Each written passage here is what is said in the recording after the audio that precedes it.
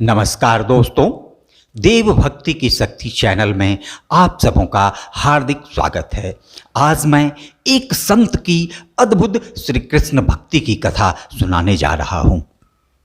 वृंदावन में एक तपस्वी संत थे जो श्री कृष्ण के परम भक्त थे। उनकी तपस्या की आभा उनके चेहरे से स्पष्ट झलकती थी। उनके दर्शन मात्र से ही मनुष्य को एक असीम शांति और प्रसन्नता होती थी।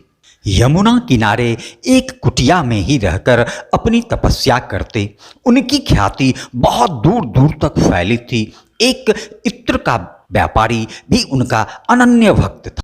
उसने उस संत के लिए बहुत ही दुर्लभ और बेशकीमती इत्र बनाकर महात्मा जी को देने के लिए वृंदावन उनकी कुटिया में पहुंच गया। फागुन का महीना चल रहा था। महात्मा जी अपनी ध्यान समाधि में राधा कृष्ण के बीच मनोहारी होली महोत्सव का आनंद ले रहे थे। एक तरफ श्री कृष्ण अपने सखाओं के साथ तो दूसरी ओर राज रानी राधा अपनी सखियों के साथ।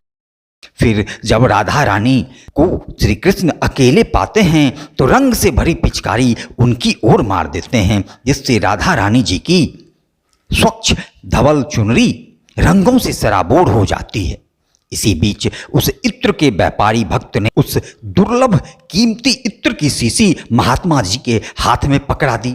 महात्मा जी तो ध्यान में मग्न राधा कृष्ण की मनोहारी होली का आनंद ले रहे थे। उन्होंने देखा कि राधा जी इस होली के खेल में श्री कृष्ण से पिछड़ रहे हैं, तो उन्होंने ध्यान में मग्न अपने हाथों में पड़े उस इत्र की शीशी को रंग भरी पिचकारी समझकर श्री कृष्ण की ओर उड़ेल दिया, जिससे सारा इत्र वहीं रेत पर बिखर गया। उनकी इस ध्यान समाधि की लीला उस इत्र व्यापारी के समझ से परे थी। उसने जब उस इत्र को रेत में गिरते देखा तो उसके मन में उस महात्मा के लिए गुस्सा और नफरत का भाव जगने लगा। मन ही मन कहने लगा, कैसा पागल है यह बुढ़ा, इतना बेशकीमती इत्र यूं ही रेत में गिराकर बेकार कर दिया। ढोंगी झूठा भक्ति और ध्यान का नौटंकी कर लोगों को मूर्ख बना रहा है।